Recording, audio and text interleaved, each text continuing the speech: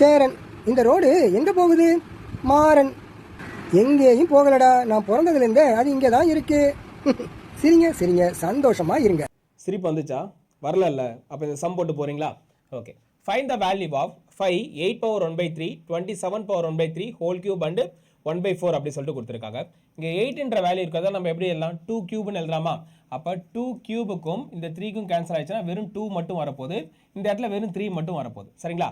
அப்போ 5 2 + 3 okay whole cube and then 1/4. Okay, next step என்ன வரப்போகுது? 5 கியூப் ஓகே 1/4 அப்படின்னு வரப்போகுது. இங்கே 5 பவர் 1 இருக்குன்னு அர்த்தமா?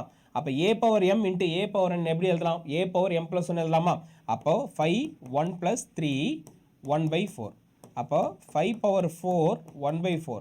அப்போ 5 4/4 கேன்சல் பண்ணால் 5 பவர் 1 = 5. சரிங்களா? அப்போ இதற்கு சரியான விடை என்ன அப்படின்னு பார்த்தா 5 இஸ் த கரெக்ட் ஆன்சர்.